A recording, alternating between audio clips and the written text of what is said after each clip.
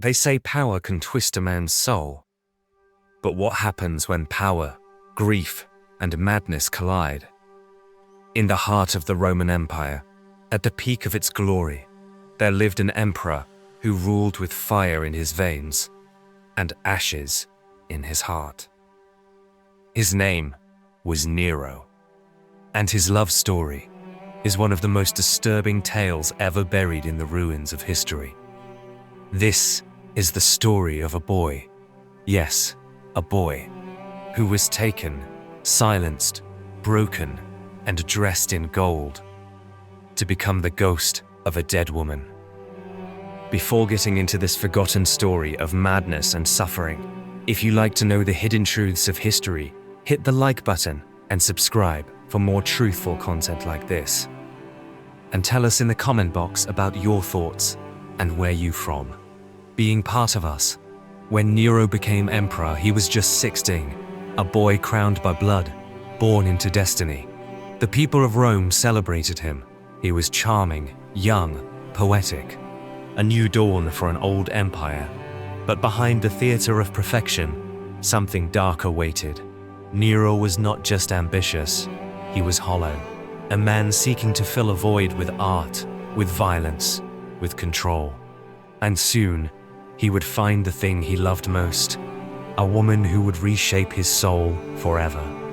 Her name was Poppaea Sabina. She was Rome's most beautiful woman, seductive, clever, endlessly ambitious, and she knew how to whisper into the ears of powerful men.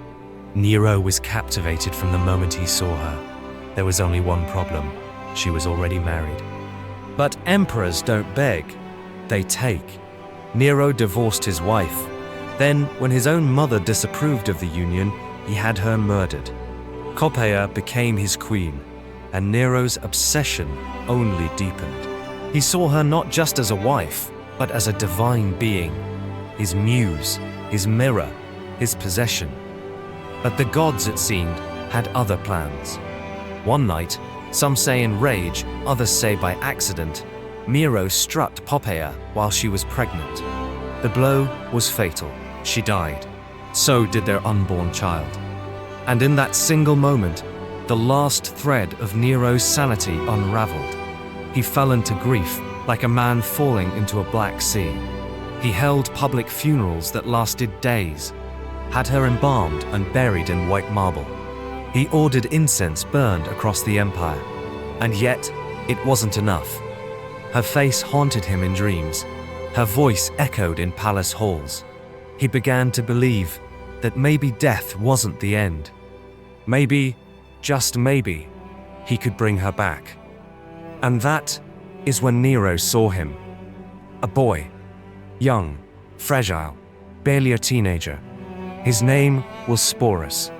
He had soft, delicate features, pale skin, eyes like the calm before a storm. And in the boy's face, Nero saw something horrifying and beautiful. He saw Poppaea. What happened next is almost beyond belief.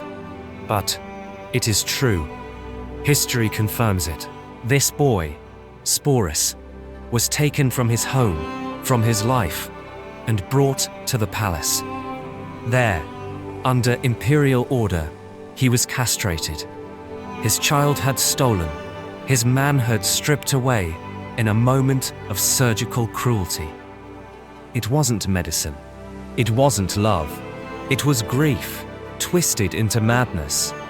Nero dressed him in silk gowns, painted his lips, called him lady, called him wife, called him Poppaea.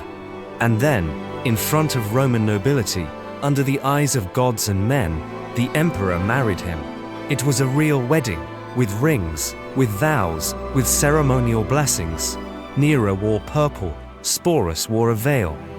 And Rome, too terrified to protest, watched in silence as their emperor resurrected his dead wife through the body of a boy. From that day forward, Sporus was never again called by his own name. He was Poppaea reborn, dragged to public banquets, made to sit beside Nero, made to smile and wave like a queen, but inside, he was still just a child.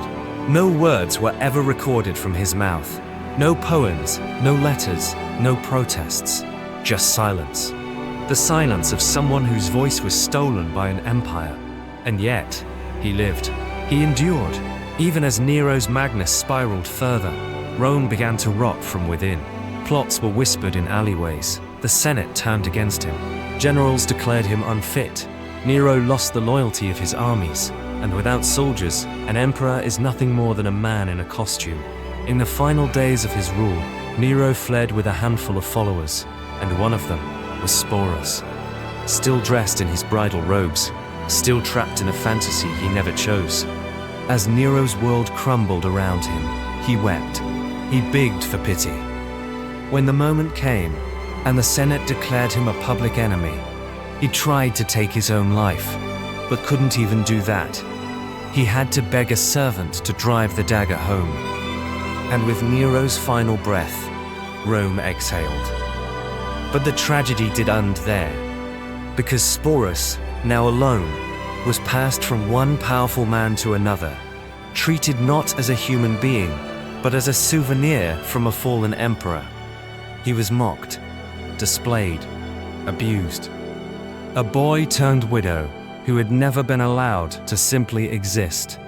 Eventually, another ruler, so taken by the cruelty of the tale, planned to force Sporus to reenact his wedding on stage as public humiliation.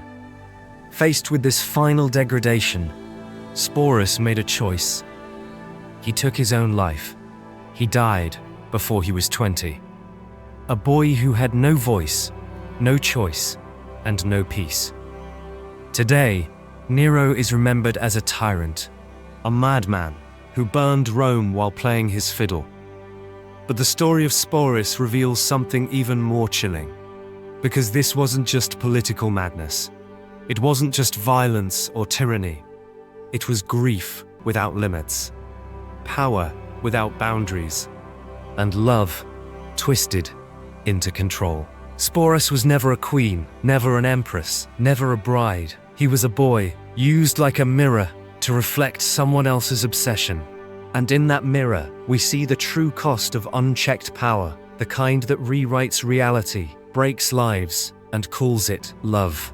So remember his name, not the name they gave him, not the role he was forced to play, but the boy, Sporus, the emperor's ghost bride.